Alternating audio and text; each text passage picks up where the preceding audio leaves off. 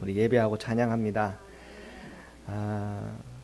오늘 이제 우리가 함께 읽고 나눌 본문은 이제 시즌 2, 이 요한계시록 시즌 2를 이제 마무리하는 본문이라 할 수 있겠습니다. 그리고 이제 17장부터 넘어가면은 이제 앞에 했던 내용들에 대한 조금 더 이제 디테일한 내용들을 좀 다루다가 이제 새 예루살렘의 어떤 그 환상으로 이렇게 진입이 됩니다. 그래서 오늘 이 본문으로 이 일곱 대적 심판에 관련된 중요한 이제 부분들은 다 다루게 되겠습니다. 우리가 지난주에 이 16절 이 아마게도는에서 우리가 나누지 못했기 때문에 이 부분을 좀 함께 다시 나누고 그리고 계속 연결해서 오늘 이 말씀을 보겠습니다. 일단 우리가 일곱 대적 심판은 이 시즌 1이 일곱 나팔 심판에서 이 세상의 심판받는 모습으로 이렇게 마무리가 되죠. 그리고 이 시즌 2에서는 다시 이 세상의 심판을 묘사를 하는데 이번엔 일곱 대접 심판을 통해서 그 마지막을 이렇게 보여주고 있습니다. 우리가 이 일곱 대접 심판을 이렇게 살펴보면서 우리가 확인한 바이지만 이 심판의 대상은 666이라고 하는 짐승의 수를 받은 사람들과 우상 숭배한 숭배자들이 그 심판을 받게 되는 겁니다. 이 불신자들은 이 돈을 의지하고 또 신자들은 이 돈을 때문에 굉장한 이 핍박과 환란에 들어와 있잖아요.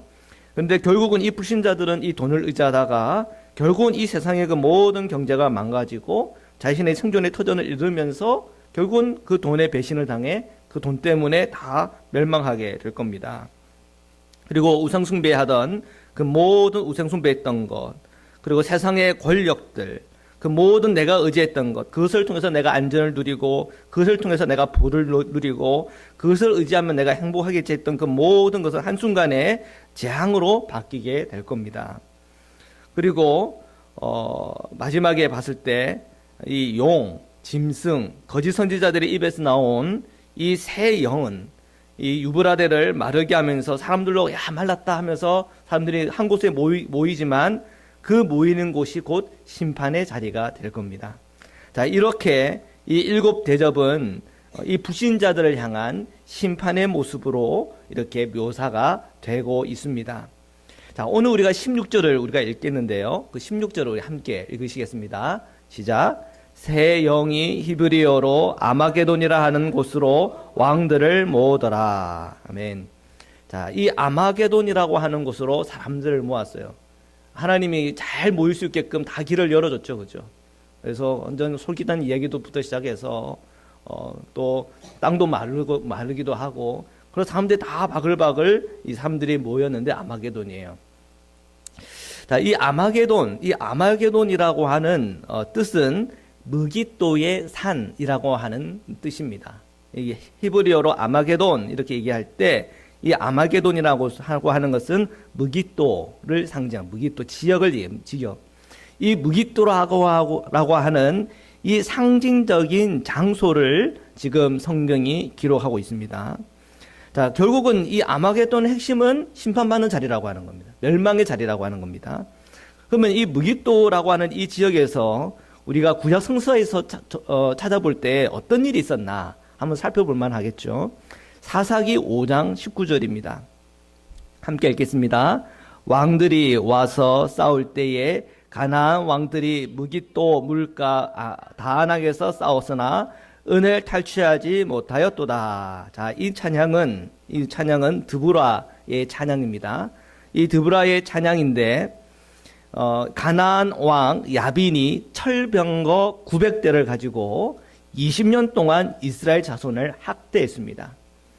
그런데 하나님께서 이 사사를 들어 세워서서 가나안에 있는 왕들을 처결하고 그 모든 군사를 처결하기 시작하는데 하나님이 큰 승리를 주셨죠. 근데 그 승리가 어디서 있었습니까? 무기또에서 있었어요. 이 무기또라고 하는 장소는 하나님의 백성을 못살게 굴고 하나님의 백성을 아프게 하고 고난 가운데 들여놓는 이 모든 세상에 대해서 심판한다라고 하는 의미가 있다는 겁니다. 많은 수가 모이면 그 많은 수가 다 심판을 당하는 것이죠. 이 사사기 5장 19절의 이 드보라의 찬양 속에서는 바로 그것이 상징적으로 보여지고 있는 겁니다. 가나안 왕들이 무기또 물가에 다낙에서 싸웠으나 은을 탈취하지 못해 아무것도 얻은 것 없이 다 패했다는 얘기죠. 열왕기하 23장 29절에서 30절입니다. 함께 읽겠습니다. 시작. 요시야 당시에 애굽의 왕 바로 느고가 아수르 왕을 치고자 하여 유브라데 강으로 올라가므로 요시야 왕이 맞서 나갔더니 애굽 왕이 요시야를 무기또에서 만났을 때에 죽인지라. 신복들이 그의 시체를 병거에 싣고 무기또에서 예루살렘으로 넣어와 그의 무덤에 장사하니 백성들이 요시야의 아들 요아스를 데려다가 그에게 기름을 붓고 그의 아버지를 대신하여 왕으로 삼았더라. 자, 무기또에서 누가 죽었습니까? 요시야 왕이 죽었습니다. 요시야 왕은 선한 왕입니까? 악한 왕입니까? 선한 왕이에요. 자, 이 남유다가 바빌론에게 망하기 전에 가장 이제 마지막 끝까지 제일 마지막으로 산했던 왕. 그 이후에는 선한 왕이 없습니다. 그리고 바빌론에게 망합니다. 자, 이 요시야 왕이 이 무기또에서 죽어요. 그런데 이 내용에 대해서 역대하 35장에 보면 어떻게 똑같은 이 내용에 대해서 어떻게 말씀하고 있냐면 하나님의 입에서 나온 애굽의 느고 왕의 말, 그러니까 나오지 마라, 나랑 싸우지 말자라고 그렇게 그에게 권해요. 근데 그 말을 듣지를 않았기 때문에 결국은 그곳에서 죽었다는 얘기예요. 자, 이 아마겟돈이라고 하는 땅은 다시요. 이 무기또라고 하는 땅은 하나님을 대적하는 데 있어서 선한 사람, 나쁜 사람이 없다는 거예요. 아무리 선한 왕이라고 인정을 받은 사람도 하나님 말씀에 불순종하면 그에 대한 심판과 멸망이 그곳에 있는 거예요. 그러니까 이 무기또라고 하는 땅은 하나님께 불순종하던 지도자들이 심판받는 장소라고 하는 그런 의미가 상징적으로 남아있다는 거예요. 열왕기상 18장 18에서 20절입니다. 또 읽겠습니다. 18장 18절에서 20절입니다. 시작.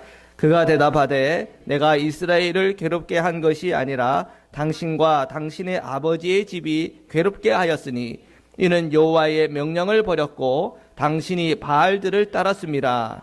그런즉 사람을 보내 온 이스라엘과 이세벨의 상에서 먹는 바알의 선지자 450명과 아세라의 선지자 400명을 갈멜산으로 모아 내게로 나오게 하소서.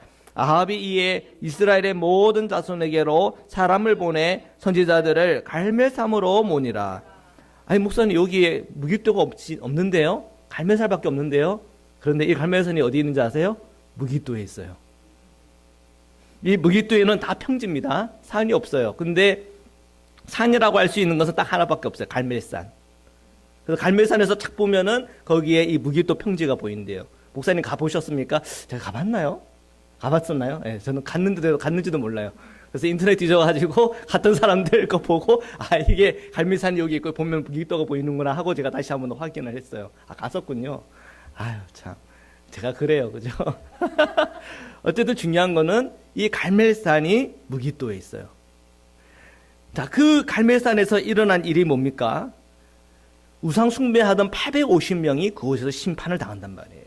그죠? 그러니까 이 무기또의 산 또는 이 무기또라고 하는 이 장소가 의미하는 바는 이 불신자들이 모이면 심판받는 곳이에요.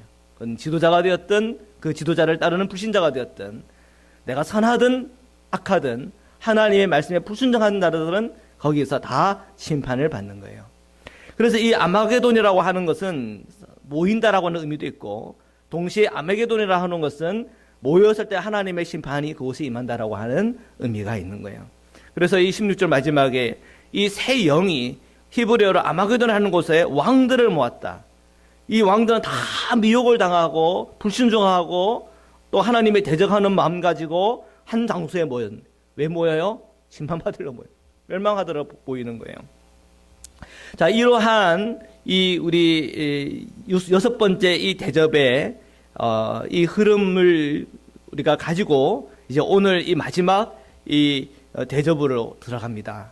17절인데요. 우리 함께 읽겠습니다. 17절입니다. 시작. 일곱째 천사가 그 대접을 공중에 쏟음에 큰 음성이 성전에서 보좌로부터 나서 이르되 되었다 하시니. It is done. It is done. 이제 끝났다. 그런 거예요. 이제 모든 것에 이 오메가라는 겁니다. 이제 오메가의 시간이 왔다라고 했어요. 자, 오메가의 시간이 왔고 이 마지막 7번째 대접이 부어졌는데, 쏟아졌는데 어디에 쏟아졌어요? 공중에 쏟아졌어요. 공중에. 자, 여러분의 상식에 여러분 이게 어셉트가 됩니까? 받아들여집니까? 여러분 어디서 공중에 쓰면은 공중에서 그 대접에 덤비는 게 떠다닙니까? 아니면 땅으로 떨어집니까? 땅에 떨어지죠. 그 여러분 벌써 여러분의 생각이 굉장히 현대화됐다는 거예요. 왜 떨어져요? 중력 때문에. 벌써 여러분은 이 과학적인 생각을 하기 때문에 이걸 봤을 때 이해가 잘 안 되는 거예요. 대접을 공중에 쏟았다? 그럼 다 땅에 떨어지잖아. 왜 공중에 쏟아? 어떻게 공중에 쏟지? 우리는 그렇게 생각할 수가 있겠죠. 그런데 이 공중이라고 하는 이 사도 요한이 살아가던 그 시대의 의미는 하늘과 이 땅의 중간입니다. 새는 어디로 날아다녀요? 공중에 날죠. 그죠? 주님도 그러잖아요. 공중에 나는 새를 보라 그랬잖아요.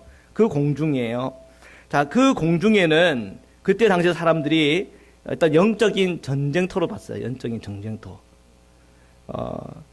일단 우리가 그 근거를 보기 위해서 요한계시록 12장 7에서 8절을 우리 한번 보겠습니다. 요한계시록 12장 7에서 8절입니다. 우리 함께 읽겠습니다. 시작. 하늘에 전쟁이 있으니 미가엘과 그의 사자들이 용과 더불어 싸울세 용과 그의 사자들도 싸우나 이기지 못하여 다시 하늘에서 그들이 있는 곳을 얻지 못한지라. 자, 하늘에서는 하늘 있죠. 하늘에서는 용이 마귀가 있을 곳을 못 찾아요. 그 하늘은 누가 지금 완전히 지배하고 있어요? 하나님의 권능으로 지배하고 있어요. 그래서 우리는 하늘을 향하여 기도하는 거예요. 그죠? 그럼 하늘에서 응답을 받고 이 땅에서 풀려요. 아멘. 예, 우리는 그 하늘에 주님이 계시다는 걸 믿어요. 그럼 하늘에서 있을 곳이 없는 사탄은 어디로 떨어졌어요? 땅에 떨어졌는데 이 땅에 떨어진 그 사탄이 그죠?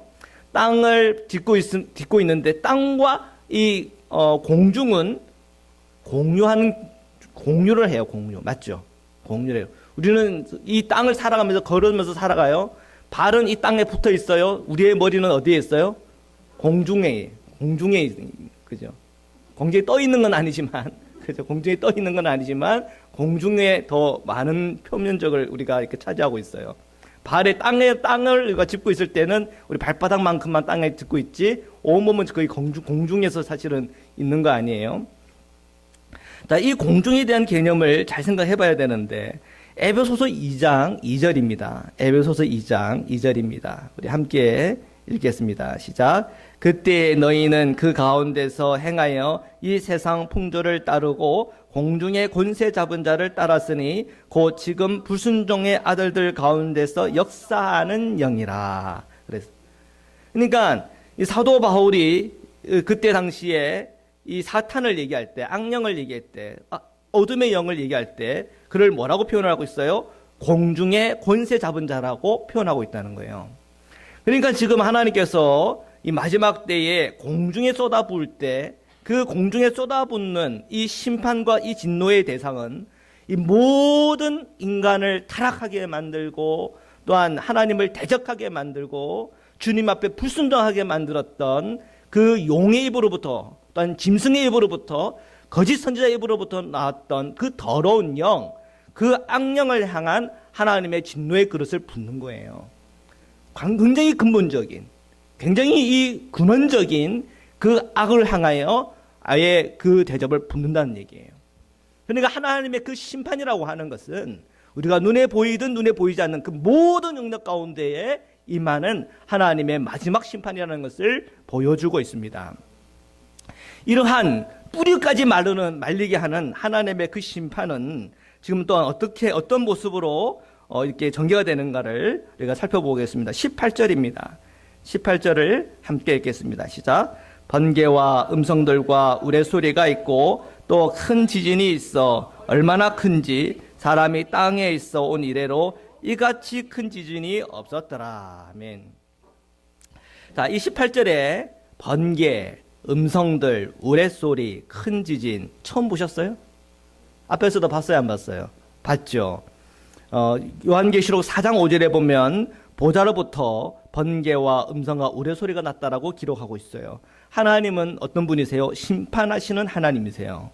8장 5절에 보면 천사가 일곱 나팔 심판 부는 그 장면이에요. 그때 보면 천사가 제단의 불을 땅에 쏟으니까 우레와 음성과 번개와 지진이 났다라고 기록이 되어 있어요. 그리고 요한계시록 11장 19절, 이것은 우리가 시즌 1을 우리가 마무리했을 때 마지막 구절입니다. 우리 함께 읽어보겠습니다. 시작. 이에 하늘에 있는 하나님의 성전이 열리니 성전 안에 하나님의 언약궤가 보이며 또 번개와 음성들과 우레와 지진과 큰 우박이 있었더라. 아멘. 큰 우박까지 다 들어가요. 큰 우박은 오늘 우리 말씀 끝부분에 나오는 큰 우박이죠. 그렇죠? 다 지금 성경이 연결되고 있어요. 우리가 이 성경을 심판을 자꾸 그것을 시대별로 이렇게 쪽조각 내서 나누는 그런 경향이 있는데, 사실은 이 요한계시록은 한 가지 우주적 심판을 보여주고 있고 한 가지 역사적 심판을 보여주고 있고, 그 안에서 우리의 개인의 이 종말을 어떻게 맞이해야 될지에 대한 분명한 지침을 우리에게 보여주고 있어요. 그래서 요한계시록을 우리가 묵상하고 읽다 보면 예수 그리스도가 누구인지에 대해서 더 눈을 열어야 되고, 예수 그리스도를 믿는 사람이 오늘 우리의 인생을 어떻게 살아야 되며 이 역사를 어떻게 분별하고 바라봐야 되며 우주적 심판을 우리가 생각하면서 우리 자녀들을 어떻게 양육하고 어떻게 우리 교회를 발전시키고 또한 주님의 말씀으로 양육하고 부흥케 할 것인가에 대한 그러한 어떤 영적인 감각을 우리에게 줘요. 그래서 이 부분에 말씀에 대해서 이 요한계시록을 우리가 잘못 이해하고 잘못 판단하다 보면은 때와 시간에만 매달린단 말이에요. 그리고 그 현상에만 매달려요.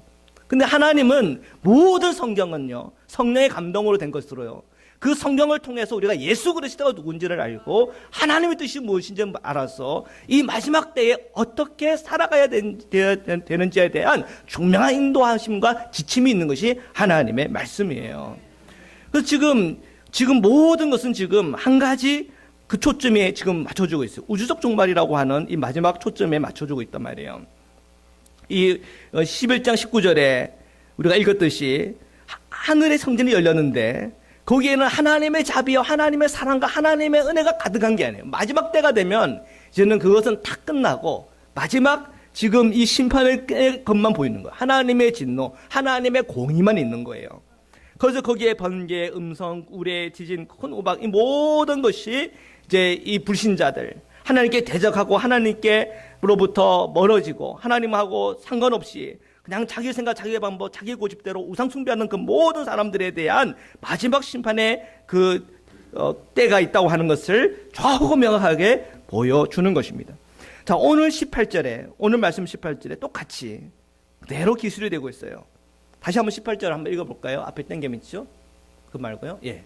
시작. 번개와 음성들과 우레소리가 있고 또 큰 지진이 있어 얼마나 큰지 사람이 땅에서 온 이래로 이같이 큰 지진이 없었더라. 그러니까 지금 이 마지막 우주적 종말이 이제 다 왔다는 거예요. 거기 아마겟돈에 모인 모든 이 불신자들의 대표들과 불신자들과 모든 땅들은 이제 하나님의 심판 앞에서 도무지 견딜 수 없는 그 심판이 거기에 그대로 임한다는 얘기입니다. 우리가 18절을 또 가만히 읽어보면 이런 표현들이 있죠. 또 큰 지진이 있어서 얼마나 큰지 사람이 땅에서 온 이래로 이같이 큰 지진이 없었더라. 아니 목사님 무슨 근거로 이같이 큰 지진이 없었다라고 얘기를 할 수 있나요? 무슨 데이터가 있나요? 있는 질문 혹시 할 분 계십니까? 굉장히 과학적인 사고를 하시는 분이에요. 그런데 제가 이 준비를 하다가 그 생각이 문득 들어가지고 또 찾아봤지 않았습니까? 지진계는 언제부터 있었나? 그랬더니 그 비스무리한 것이 132년에 중국의 후한 시대에 장형이라는 사람이 발명을 했는데, 이 진도를 그 지진의 세기를 계측할 수 있는 장비가 아니라 지진이 어디에서 났는지, 동서남북 중에 어느 방향에서 났는지를 계측할 수 있는 장비였고요. 1880년 정도 됐을 때야 이 영국 사람이 일본의 지진을 연구하기 위해서 이 그 근대 시대의 어떤 개념을 갖고 있는 지진계를 만들었대요. 그러면은 오늘 이 말씀 속에 이런 지진이 어디 있어요? 사람이 땅에서 온 이래로 이 같은 큰 지진이 없었다. 이건 무슨 기준으로 얘기할 수 있나요? 이렇게 우리가 질문하셨단 말이에요. 근데 중요한 것은 이 데이터를 가지고 이 지진이 얼마나 크고, 그러니까 이 지진을 보니까 야, 이제 하나님의 때가 왔네. 이렇게 이 지진이라고 하는 이 자연 현상에 우리가 매달리면 안 된다는 거예요. 이 지진이 의미하는 상징적인 의미를 봐야 되는데, 이 지진은 어디서 나요? 땅에서 나요. 땅에서. 하나님이 대접을 부을 때 어디다 부었어요? 공중에서도 부었는데 그 앞에는 또 어디다가도 부어요? 땅에다가 붓죠. 그 대접을 땅에다도 부어요. 땅에서 살아가는 사람, 땅의 사람으로 우리가 살면 돼요, 안 돼요? 안 된다는 걸 얘기하는 거예요. 땅의 사람은 결국 이 땅이 심판받을 때 그 땅과 함께 망하는 거예요. 이 지진이 땅에서 지진이 났다라고 하는 그 의미는 이 땅을 심판한다는 의미가 있어요. 땅. 우리는 땅만 바라보며 살아가는 것이 아니라 우리는 영의 사람이 돼야 되고, 그리스도의 사람이 된다는 얘기는 거듭난다는 얘기예요. 우리가 요한복음에서 다 다뤘던 내용이에요. 우리가 거듭난다는 얘기는 뭐예요? 하늘로부터 태어난다는 의미예요. 맞죠? 아노덴 얘기했잖아. 아노덴이라고 하는 것은 두 가지 의미가 있죠. 하나는 거듭이라는 의미가 있고, 하나는 위로부터라는 의미가 있다고 그랬어요.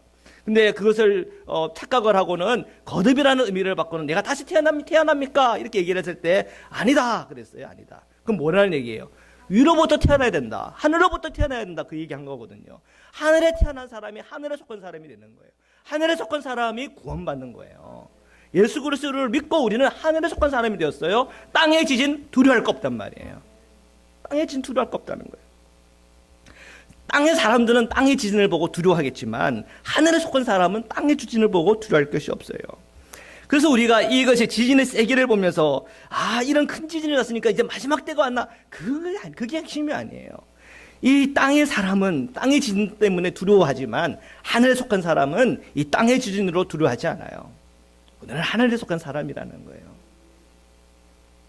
다니엘서 12장 1절에서 3절인데요. 같이 한번 읽겠습니다. 자, 시작.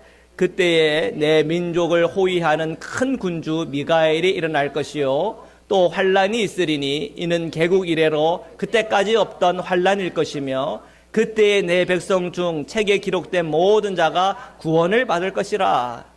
땅의 티끌 가운데서 자는 자들 중에서 많은 사람이 깨어나 영생을 받는 자도 있겠고, 수치를 당하여 영원히 부끄러움을 당할 자도 있을 것이며, 지혜에 있는 자는 궁창의 빛과 같이 빛날 것이요, 많은 사람을 옳은 대로 돌아오게 하는 자는 별과 같이 영원토록 빛나리라. 아멘. 아멘.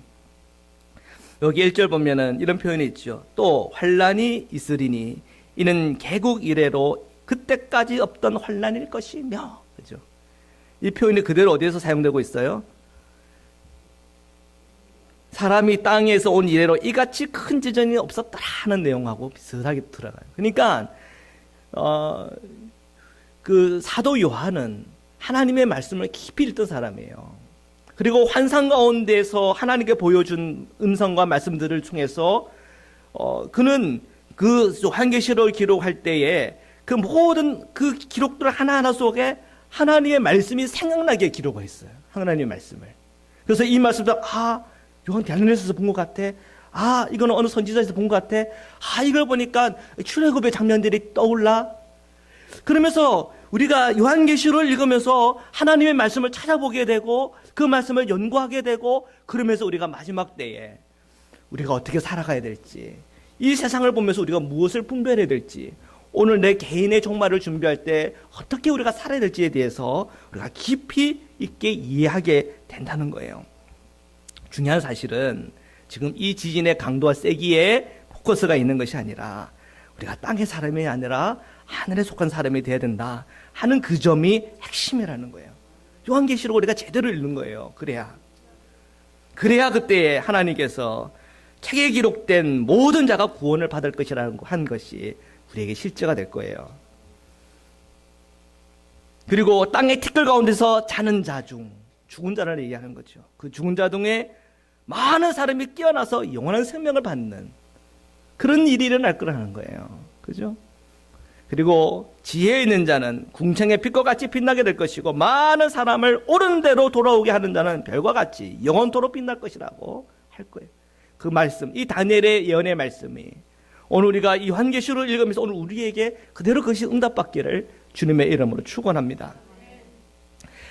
자, 19절부터 21절을 우리 함께 읽겠습니다. 19절부터 21절입니다. 시작. 큰 성이 세 갈래로 갈라지고 만구의 성들도 무너지니 큰 성 바벨론이 하나님 앞에 기억하신 바 되어 그의 맹렬한 진노의 포도주 잔을 받음에 각 섬도 없어지고 산악도 간데 없더라. 또 무게가 한 달란트나 되는 큰 우박이 하늘로부터 사람들에게 내림에 사람들이 그 우박의 재앙 때문에 하나님을 비방하니 그 재앙이 심히 크미로라. 아멘. 자, 성경에 보니까 큰 성 바벨론, 그죠? 그러면 큰 성 바벨론이라고 하는 어떤 지역적인 한계 속에서 심판이 많아 이렇게 생각할 수 있는데 그건 착각이에요. 이거는 우주적인 심판을 보여주고 있는 거예요. 목사님, 어떻게 그 근거가 있죠? 20절이에요. 20절에 보면 각 섬도 없어지고 산악도 간데 없더라. 이러한 표현은 우주적인 심판을 표현하는 당시의 표현법이에요. 지금 이 각 섬도 없어지고 산악도 간데 없다라고 하는 이 표현이 여기서만 나오는 것이 아니라 계시록 6장에서 6째 인이 떨어질 때에 거기에 그대로 나와 있죠. 각 산과 섬이 제자리에서 옮겨졌다. 이런 표현이 나와요. 그리고 우리가 요한계시록 20장 11절에 보면 땅과 하늘이 그 앞에서 피하여 간데 없다. 이런 표현들이 나와요. 이 모든 표현들은 바로 이 우주적인 심판을 표현하는 것이에요. 그러면 이 큰 성 바벨론이라고 하는 것이 우주인가? 이 큰 성 바벨론이 바로 지구를 얘기하나? 예. 이 땅을, 이 모든 세상을 상징하는 것이에요. 이 세상을 상징할 때 뭐라고 상징하냐면 큰 성 바벨론이라고 하는 이것으로 상징하고 있어요. 이 바벨론이라고 하는 것은 무엇입니까? 자, 요한계시록을 다시 처음부터 쫙 생각해 보면 이 바벨론이 의미하는 바가 분명하죠. 우상숭배하고 권력을 의지하고 돈을 의지하고 하나님을 반대하고 하나님이 없다 하고 그리스도인들을 핍박하고 죽이는 바로 이 세상의 모습을 상징적으로 표현하고 있는 거예요. 아니, 이 세상은요 살만한데요? 아니요. 깊이 들여다보면 우리 그리스도인들의 눈물이 있어요. 깊이 들여다보면 그리스도인의 피가 있어요. 순교가 있어요. 우리가 살아가는 이 동네만 봤을 때 괜찮고 살만하다 할지 모르겠어요. 조금만 밖을 들여다보면 여전히 핍박과 억압이 이 모든 세계 곳곳에는 일어나고 있어요. 그리스도인으로서 자유롭게 찬송도 못하는 동네들이 많아요. 여전히 이 세상은요, 이 유물론에 붙들리고 하나님을 인정하지 않은 사람들의 그 어떤 관점을 갖고 있는 사람들은 여전히 이 기독교와 기독교의 가르침은 조롱거리가 되고 있어요. 우리가 살아가고 있는 이 세상이 만만하지 않아요. 우리가 그리스도 안에서 그 말씀 안에서 우리가 껴있지 않고 분별하지 못하면 그들이 보는 시각으로 나를 보고 그들이 보는 생각으로 내가 삶을 살아가게 되는 일이 있다니까요.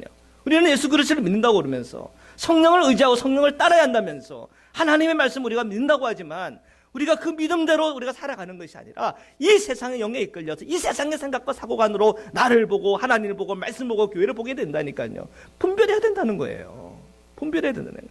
이 큰 성 바벨론은요, 그러한 사악한 영이 가득 차고 거기에 이끌리는 사람들로 가득 찬 그 우주적 종말 앞에 선 그 인간들의 세상이 바로 큰 성 바벨론이라는 거예요. 이 큰 성 바벨론은요, 결국은 이 하나님의 우주적 심판 앞에서 온데간데 없이 다 멸망하는 것이에요. 21절에 이렇게 표현했잖아요. 무게가 한 달란트나 되는 큰 우박. 그것이 어디서부터 떨어져요? 하늘로부터 떨어져요. 그죠?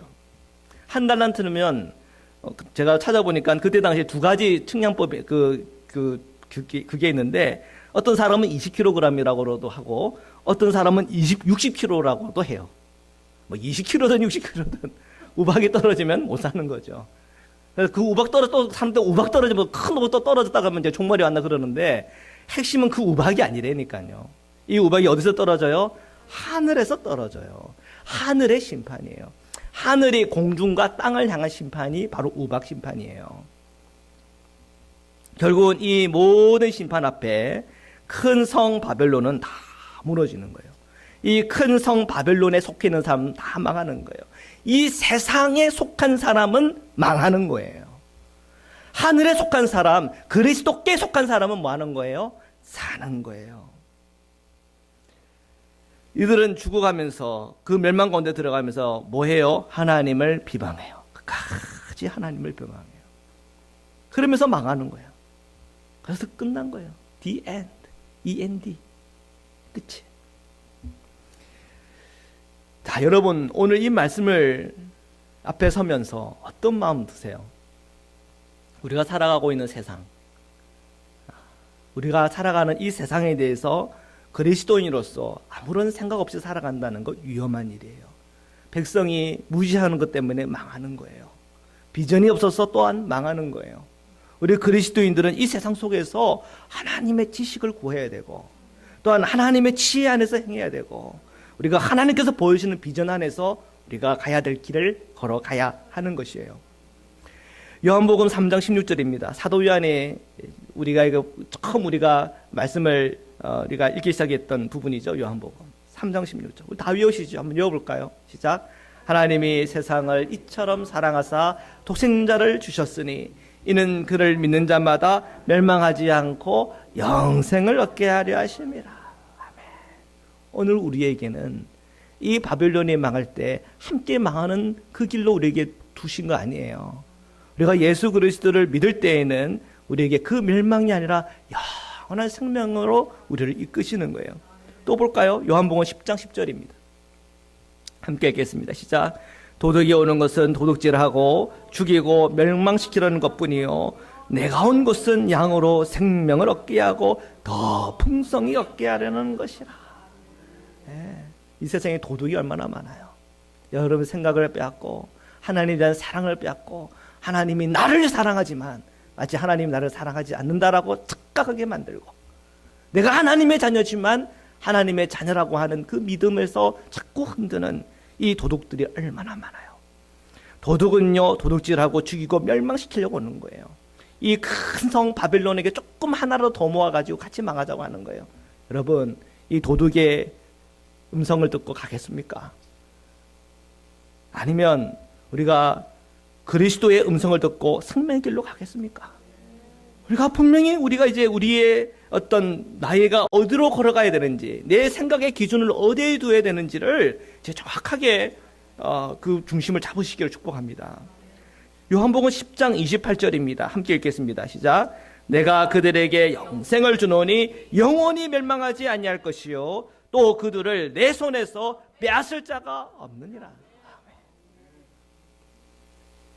여러분, 우리의 마음에 예수님을 모시고 주님의 손을 꼭 붙잡고 우리는 신앙생활을 하는 거예요. 주님과 동행하며 나가는 거예요. 이 세상 무엇이 우리를 흔들고 빼앗으려 한들 빼앗길 수가 없는 거예요. 왜요? 우리 주님은 더 강해요. 이 세상을 심판하는 심판의 주가 되시는 거예요. 여러분, 이 세상이 너무 커 보인다고 착각하지 마세요. 하나님은 이 세상을 들었다 놨다 하시는 분이세요.